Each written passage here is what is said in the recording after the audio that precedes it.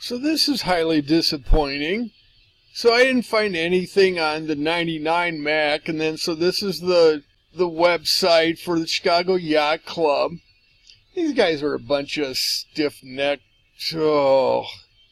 But yeah, just to give a flavor, because I didn't use any pictures, but so that's the beginning, and so I mean that's the view out there. And I'm getting all jacked up because this is how dumb we are. 88 days, oh my God, we gotta get ready. We got the season's coming up. But, you know, I don't want to do this because I start getting depressed about that was then, this is now type thing. I could never do this again. My body won't allow me to do it. But what was depressing about this was it went to memorable Macs. Well, you think Chicago Yacht Club, let's give some memorable Macs. That's got to be one. And it's like, no, what is this? What, you've got a 150-year race or however many, and you've only got 7 memorable? Ain't a sailor that wrote this because memorable, this thing would be, that'd be like the first part of the first race, the second part of the first race, the end of the third. But, I mean, okay, obviously it went there, but that's when Ted Turner called Lake Michigan a mill pond, and then he regretted it because there were 70-mile-an-hour winds or something. 88 withdrew.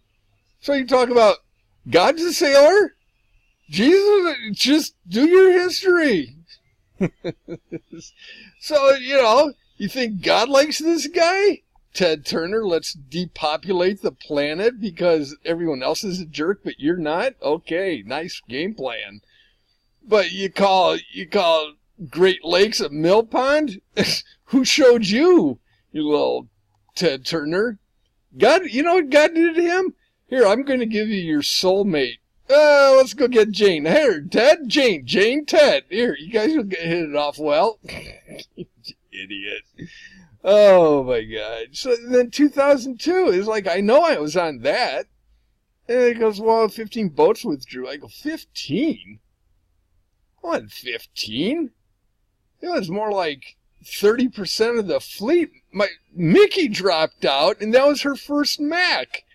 And I always go, at least I've got one more than you no matter what, because I've never quit one.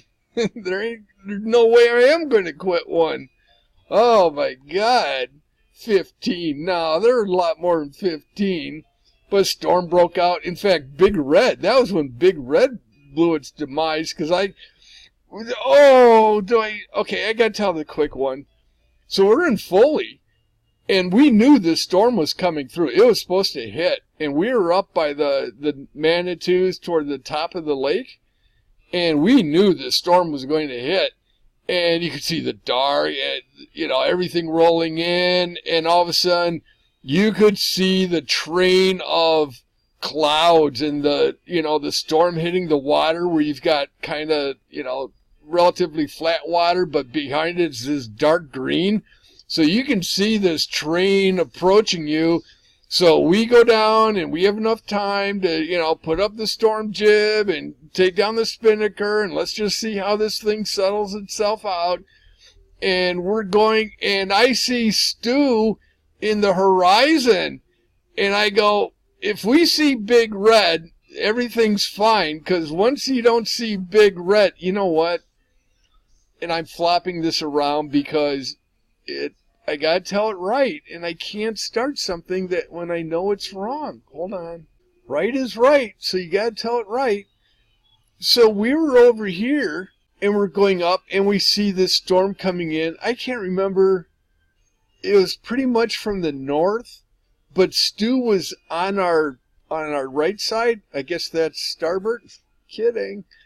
And he was enough ahead. It's like, what is he ahead? Well, because he's 4 sections before the triple spreaders. Because I'm on an old 1-tonner, and anyway. But we see Big Red, and I go, as long as we see Big Red, we're fine. Because if Stu's got Big Red out, that's a heavy shoot to be putting out. Storm comes, you want a little smaller inventory up there. Smaller sail, less wind catching it. And I go, once we see that go down, we're in trouble. And so we're getting the boat ready, and we're running around, and, jib up, and the storm's coming down. And then all of a sudden I look up, and Big Red is like the scraps of underwear at the top of the pole because it just got shredded by the storm coming through. And so Big Red's down and like, oh no, here he comes. And they see the water and everything coming. So when that storm hit us, we were ready. And Scott was in the pit. Where was I? I was probably utility guy because I'm bouncing all around. I love it. It's like game on. This is good. And Scott's got a little bit, he gets a little bit nervous. It's like, this is it. This is what we live for. And the storm came, but Big Red was that was done. You don't even salvage that. You just make some hankies out. You can't make sailbags or anything. That's it. That's done. Big Red. That was like 1999, 2002. That was Big Red's lifespan. Oh my gosh. Then we got banged around, but we got through it. It was probably 50 plus winds coming through there. But did we drop out? No, we were prepared. Because I was help navigating. Anyway, we got to break off. Hold on. See what I mean? You get those stories going. See, I didn't even get into the 95 Mac because Tim's in that and Heidi and Jeff. I'm going to avoid it. Kept on the road. But yeah, they don't have 99 Mac. And I know it's a big deal because besides us, we were big news with the fleet. But the big news was the power outage because all those businesses lost probably 40, 60, 70% of their business Mac weekend. All the knucklehead sailors coming in and woohoo, and open your wallet, buy a shirt you don't need, buy some Mac Island trivia that you'll never use, but open that wallet, woohoo! And all the restaurants and hotels, their rates go from reasonable to outlandish. So, all those businesses lost money, and so the lawsuits are probably still going on about what happened and who's at fault. But nothing. A cold front rolled in and wreaked havoc. And Big Red was doomed. But yeah, Roy Disney. Yeah, now talk about showboats coming in from out of town. Piyuwuki? Pyewacket. Yeah, that was a big one. Dick Jennings? Well, he's Chicago. But Pied Piper was... 89 was when he bought Pied Piper, which was the first of the... the sleds. The GL70s, Great Lakes 70s. And...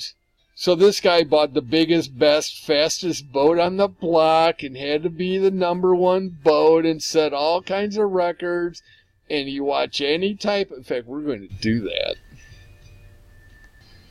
So we're just going to do this because it's painful to watch this because now everyone's got a camera and a video and it's like, this was a storm. It'd be 46 seconds of...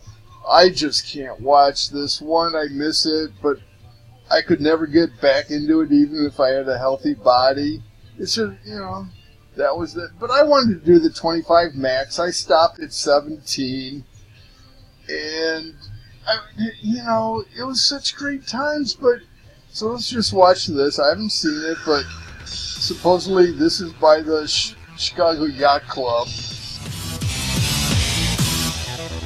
By the Chicago Mac. So that's the sled, the 70s. It's the club's most celebrated race. At 333 miles, it is the longest annual freshwater sailing race in the world. The MAC, as it is affectionately called, has a long and rich history dating back to 1898. The basic elements of this venerable contest have remained unchanged for over 100 years. Stripped down to its essence, the MAC... we were stripped down to our assets a few times. A test of strength, endurance, strategy, and team. Yeah, there's strategy. It's me! No. That's Cahoots! Michigan make this race a supreme test, attracting sailors from as far off as Japan and New Zealand. It's adventure. I got 10 guys that want to come and race with me, And I've been doing this for 10 I years. knew these guys. And we've been very successful at doing this, and I keep growing with it. And it's just its sense of a great adventure, accomplishment, and we get results. It's amazing just by working together. It's teamwork. It's just putting everything together. We set out from Chicago. There you go. I was brought up racing the Mac races, and I'm bringing up my son racing the Mac races, and now we got a grand. That's in Chicago Yacht Club. Hold on. Let's analyze this. See, wearing the red hats. It's in the Chicago Yacht Club. It's where everyone's rock star parking. But that's the posters I did. But, okay, just...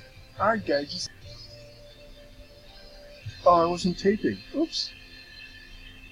Oh, the guy... I'm sorry, you missed all that. I'm clicking the wrong button. Anyway, this guy's got a Purdue shirt on. It's funny. This is the Chicago Yacht Club. Oh, I'm pushing that. Oops. Yeah, he's a little liquored up. There's the little parade in front. That's at the island. Mighty Mac Bridge to the finish at Mackinac Island. Yep. There's the cannon. Yep. You got it. My first match, but it was fun as hell. I can't wait to do it again. That, honest to God, that looks like Sam. I'm going to act like I know all these people. Hey, there's Bobby and Russ and Eddie. That looks like Sam. Sam Sansom. He's the boating shots guy. Robert Sansom. Sam. Okay, don't turn that off. Click play. You got it. My first match. That looks like Sam. I'll show you Sam. No, those are smaller boats. Yeah, never did that. Never had one of those. And that's it. Oh, geez. But I could go on. Look at this. Night moves. Hey, that's Bob Seeger's boat. Here's a good story. Bob Seeger's boat, Night Moves. They got disqualified for a couple of years. Let's go see what old Bob's doing. Bob, you're supposed to use the downstairs head for that. Oh, cleaning the boat. Okay. Grosse Point. So Seeger does the race. I'm a hardcore Seeger guy. Don't get me wrong. But he kind of slid the what you should do and don't do. Anyway. He changed the thing on his boat, didn't tell race committee, and he got disqualified for a couple of years. So we got going on here. Oh, this is 8 minutes. We don't want to do that. Sorry. We're not going to give you the time of day. We'll just do that. So yeah, he got banned for a couple of years. Pretty sure it's Night Moves. It's like a small boat for Seeger. I don't see him. No, he's a sailor. He's a big sailing guy. Bob, if I dissed you on that, I apologize. I owe you one, buddy. Dude. Oh, Bob Seger's the greatest. Had every single one of his albums. And a guy gave me Smoking Old Peas, which you can never find, and what's the other one? Mongrel. Had both of those. Guy gave them to me because he knew I liked albums. No one does that. Anyway. Okay, moving on. So this was just on there. I went to this in Rockstar. These are the GL70s. These are typical sailor knuckleheads. I just want to ask you guys a few quick questions. How was your first mattress? First! You get dunked at the island if it's your first. Why are you interviewing? This guy pulls down the shades. He's too cool for school on this one. Look at him. I'm cool now.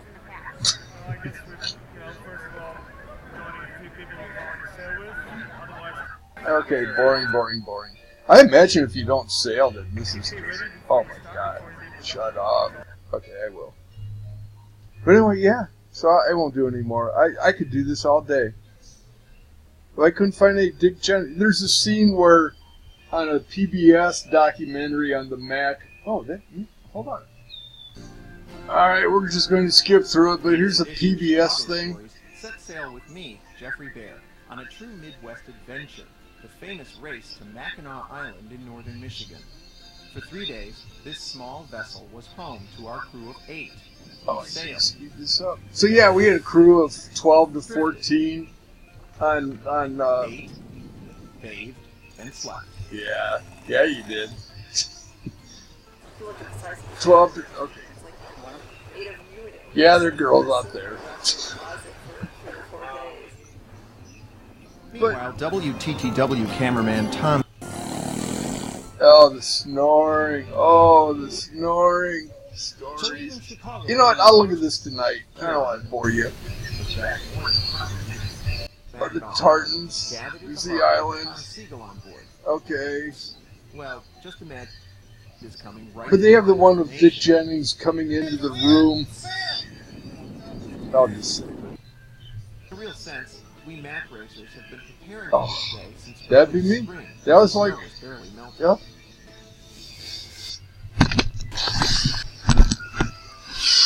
That's for the first timers that get thrown in. Chainsaw has a full galley, including an oven. Okay. Anyway, I'll go through this. And we're just. By William Bound. I'll leave that out. We don't want to do that anymore. I'm boring myself at this point. Okay, hold on. Okay, I found the little clip. I couldn't get away from this, but you know, I did this since 1986, and I pretty much did my last race in 2010, and I kind of rehooked up with a few people, and I'd lost a lot of weight. Not that I was ever heavy, but I went from a $180 to $160 pretty, and then you wear that pretty well, or you show it, and so people are like, "Oh, we're wondering what happened to you." And anyway, no, it's 2011 because it was a week before back surgery. And I did my last tri-state race ever. And then one leg got canceled on the way back. But I went down the year before to do this race, and I had a bunch of posters that the guy at the Chicago Yacht Club had held on to. And I went down there to do this race, took the train over from Pentwater, and I show up at the Yacht Club for the tri-state race, and no one's there. Turns out there's this massive storm. The first time in the history of the race, it got called off. And that was the weekend I had posters to sell because I needed money so badly. Oh my God.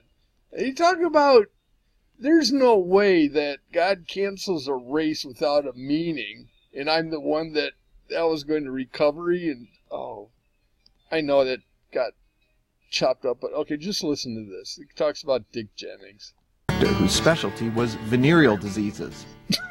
That record was finally broken in 1987 by Dick Jennings on Pied Piper.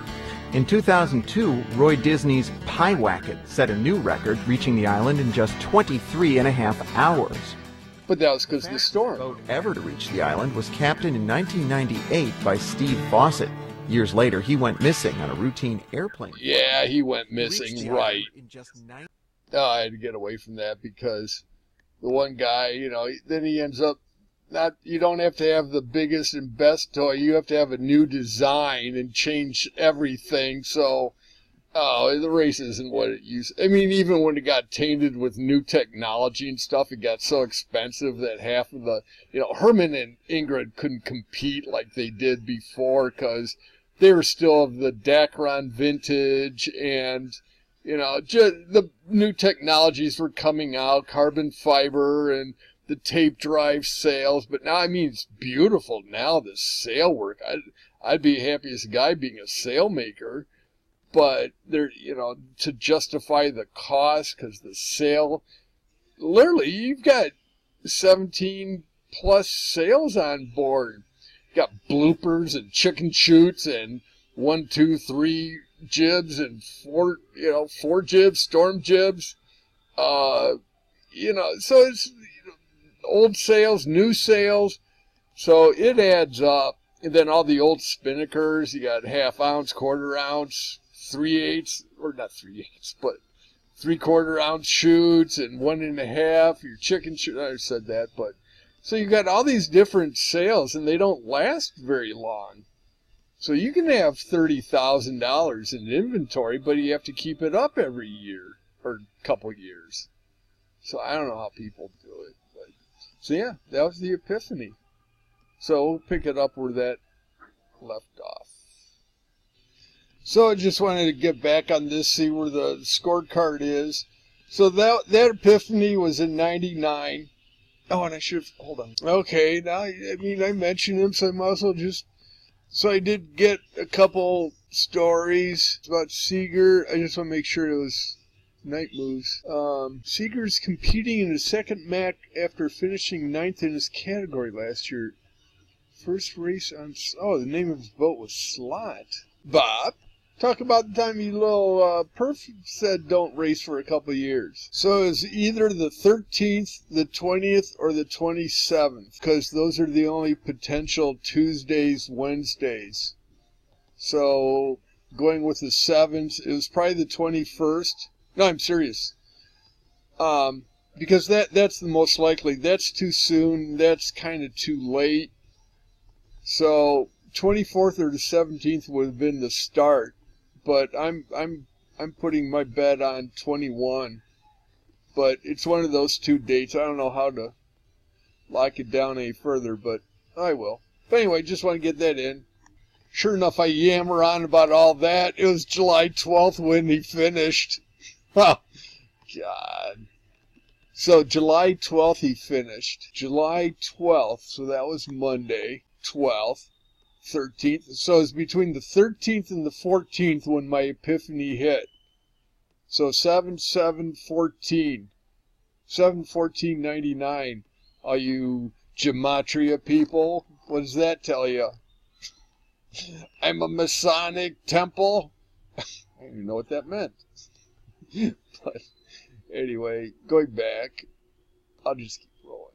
What the hell? You shouldn't say hell. Okay, so 99, 2000 is when it was just like, I was faced with, buying the farm, and so were other people, so I'm not alone with feeling that way. So if you go, oh, you guys, oh, that was the big thing with Marty.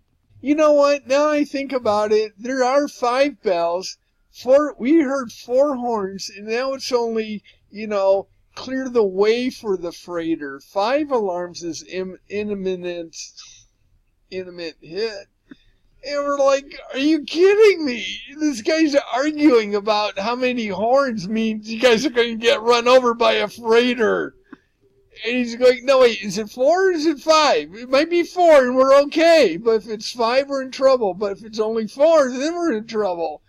And it's like, Stu, start the boat. No, we're getting disqualified. Stu, just start the boat. Oh, my God. No, 4, it's okay. We're all fine. Peace. Hi. Let me take my shirt off and show my stomach. Oh, God. Oh, Marty, you're just a little bit on the not cool side sometimes. Oh, he was arguing. He was like, is it 4 or 5? And I wrote, there's a little article or a competition every year to write about that. Oh, I wonder, no way. I wrote on that story. And then the whole punchline was, we got to the island at the, everyone's yakking back and forth. It was probably back when we got in Chicago that we're, figuring out whether or not there are 4 or 5 alarms. Oh, I want to know right away. I never found that out. Hold on. Oh, honest to God, this is the 3rd time because I get everything done. I taped over the first one, and every pause I think I'm recording, complete opposite. Then the next time I get through it all, halfway decent, and I forgot to plug in the microphone. I'm human, people. You'd think I'm super, but of course there's no one here right now, so I'm talking to no one. But you're here in spirit. That was the sheet sign when I proposed to Jane. Oh, that's a story. Not a great one, but... Oh, anyway, we won't go there. But yeah, in the parking lot. See, in the park, Crawley's paint rebound. Oh, coolest car in the world. Truck, I mean. Can't call it a car. Anyway, so what I was trying to say is, and that's why I like to do things first take, is because you get the raw emotion and everything. But now I beat this thing to death. That this started off with trying to find out about the warning horns, and whether they're 5, because Marty and Stu were going back and forth. We're fine. It was Sam, John Miller, John Larson, Helen, and I were, and I think our navigator guy, because he was pretty cool too. Not that the others weren't. It was just we had our group and they had theirs. We kept saying you can see the red and green bow light. These are little lights up here that are bright, and green right, red left. And that could be funny, but it's not even funny the third time. It wasn't funny the first time. But red port return. So when we see red on the right side, we know this is heading right toward us. And as this thing is barreling down, and this light, the spotlight up here, is getting higher and higher and higher, that we keep seeing the red and green light. They've got a little chrome plate in between, or stainless steel plate in between these two. So you have to be dead nuts in front, and it's not dirty, it's the way you say it, dead nuts in line to see both of those lights.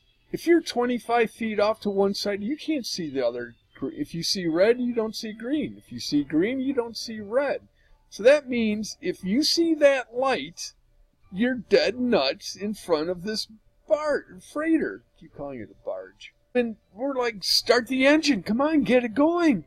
He's like, no, we're fine. We said, no, we see both lights. And then it's like, is it 4 alarms or 5?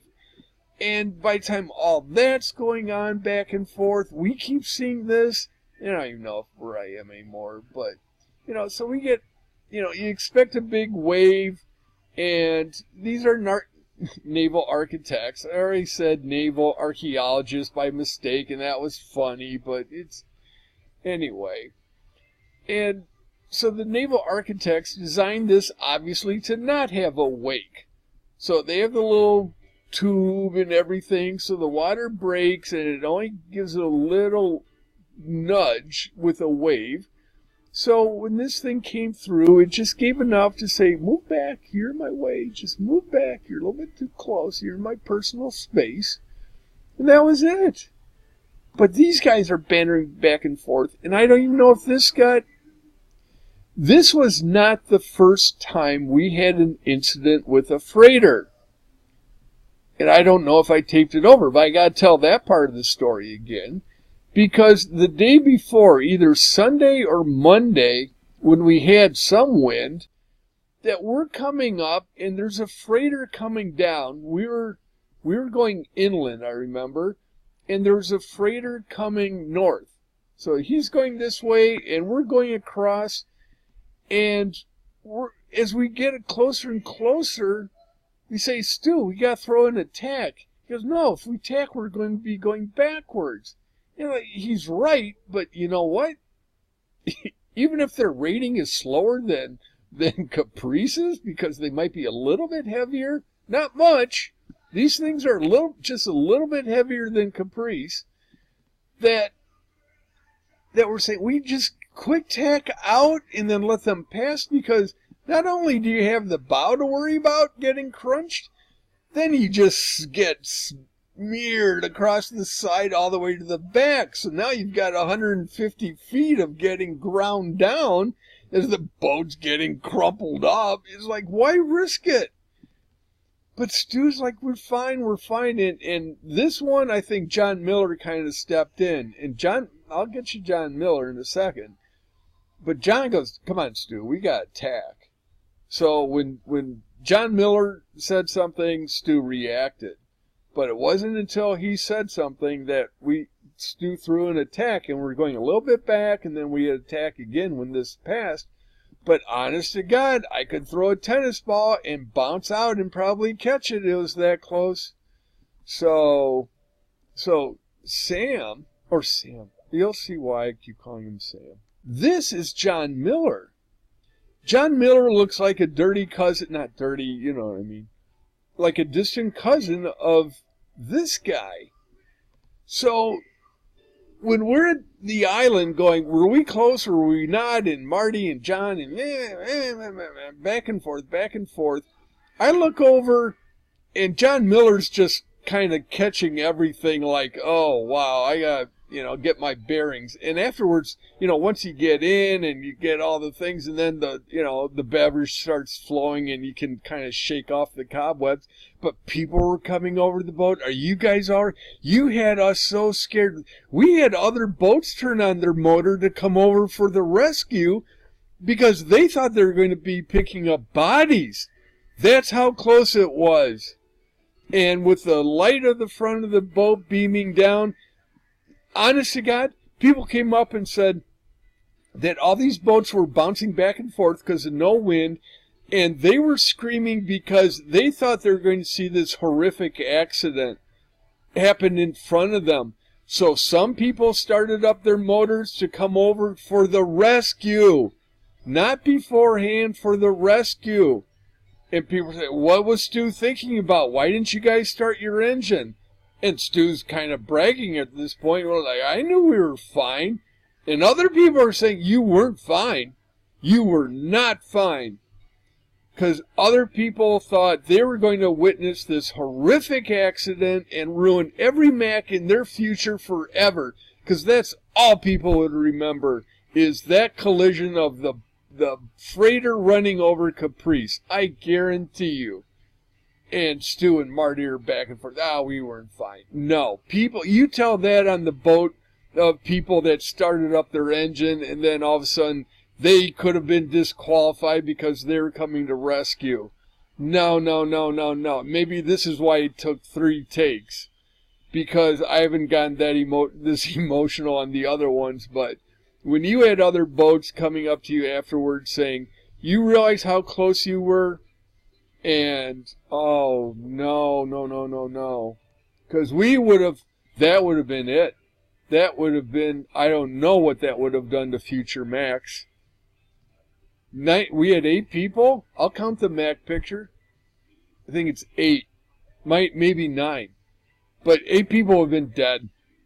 No, there would have been no even issue. If we jumped in the water, done. If we had gotten hit, done. There's no ifs, ands, or buts. But God, the fraction of the inch of him just giving... We ended up getting an extra tack in, which we can never account for, because we were... The last thing I remember is that we were headed toward where it ended up being. That didn't come out right, but say this is us, and this is the path of the boat, of the freighter, the last thing I remember was we were headed toward it, and when we ended up with it pushing us back, we had spun around, and our boom was up against, not up against, but up closest to the freighter. So maybe that bowie, as it pushed us, we swung around and it was enough. But our boom was out, stern kissing, almost kissing this. So, and then, yeah, John, were we close or not? Uh-huh.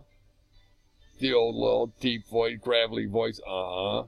Like, yeah, we were. So, maybe that's why it took 3 takes. But, yeah, there's some emotion. Man, you're bouncing back and forth. Oh, no, we were fine. But this happened the day before. And John Miller said, Stu, throw an attack. And that's all the guy had to do. Is Stu is one of those alpha dogs. He just alpha dogs you no matter what. But whatever little Sam there got, had him.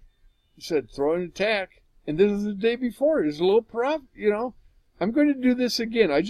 God's saying, I just want to see how your boat reacts. And I'll I'll make it a little bit closer next time. So the little knucklehead up here, we'll get him to remember this and talk about it someday. Oh, you betcha. So yeah, quick little take. It was funny when I was one of the previous recordings when I was yakking about the almost collision, that the song on the Springsteen, the concert was Point Blank. Anyway. So there's Marty. Oh my God. Okay, there's someone. That's probably John Miller, because he was our bow guy. So that's John Miller. So 1, 2, 3, 4, 5, 6, 7, 8. Absolutely. That was the navigating guy. So John Miller, that guy was just a doof. He was the mast, or I was mast. Sandy was sail trim. Stu was driving. John Miller was driving. He's a great driver. I've had the most success with good drivers, except for Larry. You're a good driver, but God, were you a dick in real life? Anyway, we'll get through that. And then the navigating guy, and then Helen. There's no Helen. But yeah. So these 8 people, no, they were gone. People were coming over saying that was it. Oh, you could see the fumes coming out. Oh, man, does that stink down there? Ah! And then guy ended up peeing down there. It's just like, oh. Might have been me. There's a little truth to that, but no, it was just too much beverage and not knowing where the head is. It's just like, is this it? Anyway, not appropriate at this point, but oh, yeah. This would have been, if that had happened, I have no idea what the rules of the road would have changed. Absolutely. Because the first year there was a fatality on the Mac was a couple years ago. The boat was lug nuts, if I remember right. And they lost 2 sailors. And that's traumatic. They reinforced the flotation, the life preserver thing because of that. Because they got trapped underneath. So, it doesn't take much to change the wind of safety. And this little tugboat going down, oh, who knows? But not to be. But everyone in the 99 Mac, I guarantee if you were at the finish line Tuesday night, Wednesday morning, you know what I'm talking about. Oh, lordy, lordy, lordy. Hold on. Oh, see, I didn't even know if I was recording that. Oh, for God's sake, I got stuff. This is only 7 minutes, so this is a portion that I taped over, but I didn't have the mic, so I just want to make sure I addressed all the different points. Okay, so I play around with the thing more. Anyway, so this is where I checked that 1 blast means it overtake you. But I couldn't find anything on here that said 5 blasts, except for, and this is where I'm pointing, and except for here. Power-driven vessel about to will be overtaken if in agreement sound a similar signal. But we had a sailing boat, and they're commercial vessel. We're recreational, so they have power over us regardless of all this. And here I'm discovering all these things. But we had no right to be there, so he was in the right all along. And then I go back, and then it's like, oh, this was coming back from... And then I go back, oh, I found that picture. Then it's like, I got to get rid of this. How do I hide that? Anyway, we don't need to see that. But yeah, I'm yakking, pointing out with the lights, and then the bow pushed back, and I said naval archaeologist the first time, and it was funny, but it meant architects. Talking about how the bow, but tell you, when we looked up, these guys were right here. These guys were right here. Now I've got 2 lights things. But anyway, this is me up here. Anyway, but okay, I'll just go along with his. So I'm pointing out, I'm saying, you know what? And then this is where we've been. That was where John Miller was going to climb up and beat up the captain, and then I was going to go back here and climb on board and ask them, why were you so close? And then there's a spider crawling up the line here, which is like, ew, spiders. You don't have arachnophobia yet, do you? Yeah. And the spider that's how big the spider was. It's jumping all around. Anyway, then it got on the safety line, and then it got in the water and was running over to another boat. It was a big spider. Got on the other boat and freaked them out. And then, oh yeah, it was a flying spider. Jeez. Anyway, I don't want combating. Oh, disappeared. Okay. So when we looked up, I guarantee you, those guys were right up there looking down at us, and we were looking at them going, oh, that's no good. So hurry up. Come on, keep talking. Go, go, go, go, go, go, go, go. But, oh, man, that was it. Go. Oh, so anyway, that was a proposal. Made a shoot sign to propose to Jane. Will you marry me? And she said yes, and invited her folks up. I'll go through the whole story, but while it's down here, and that guy's blabbing on, that's the third. You need one more time to be, okay. So anyway. So yeah, go back here. That's how many times I couldn't find anything. Then I'm looking up Sam Elliott, Sam Watterson, Sam Shepard. First time I said Sam Shepard, I couldn't remember which one. Then I found Sam Elliott. I go, yeah, that's John Miller. Yeah, it is. Yeah, it is. I can't remember if he had a mustache. I think he did. But he's a Purdue guy. Yeah, a cool guy. Oh. But he had his wits. But he put up with Stu. They were co-owners. Oh, I probably didn't mention that. I know I didn't. But they were co-owners. So that's why he had a little weight when he said Stu Tack. Because half of his investment was about to become boat chum. Oh, God. That was, but, oh, John, yep. Was it bad? Yep. Uh-huh. Anyway, so now I'm describing him. It's like, yeah, he looked just like this. In fact, I think it might have been him. Anyway, then I go back and I click, no. It's like, no, he had a little pore right there that was, I don't know what's going on. He plucked his eyebrows. Then he cried. Oh, I was not saying John Miller was crying, but kind of looked like I was.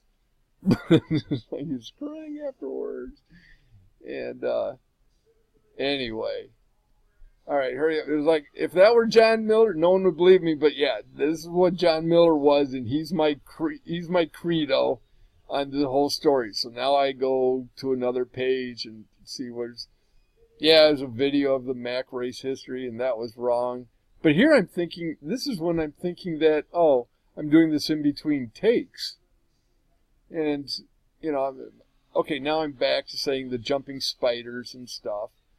But anyway, I probably don't even need to. But yeah, I'll finish up this story. So I called up her folks. I went down and I asked him for, you know, permission to marry his daughter, and got on one knee, and I had my suit on at the front door, and got down there at 8 o'clock in the morning. It was more like 7:30.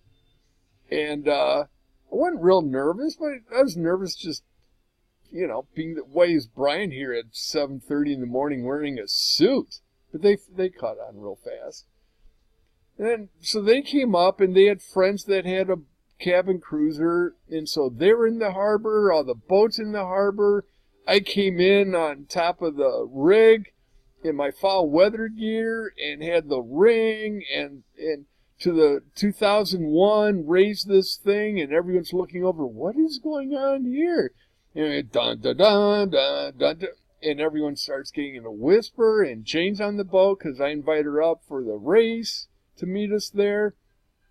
And she knew something was going on. Then she looked over, and Rick Ream and his wife and Deb and Tom Paludi are there, and she's like, what are they doing here? And then all of a sudden, that came up, and it's like, will you marry me? And then the whole place were like, wait till you see the ring. Well, this shoots one whole video right here. Well, this guy, knucklehead's telling this story. You have to tell it again, guy. You gotta tell it again, so don't waste your breath. But, so, yeah, the Michigan City, September 3rd, 1990. That's when I proposed. And sure enough, she said yes. But we walked around that night with this big bottle of champagne. People come up, hey, good luck, you guys. Good luck, you guys. We're celebrities that night. He's a lucky guy. She's a lucky gal. But I tossed those pictures. That's the only one I have left. But yeah, it was, jeez. But their folks were there, the cabin cruiser, and everyone's looking. But it was, I got a little showboat in me for stuff like that.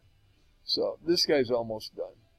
It's like, yeah, we almost got smacked right there. I'm just going to cut this early. I'll be back.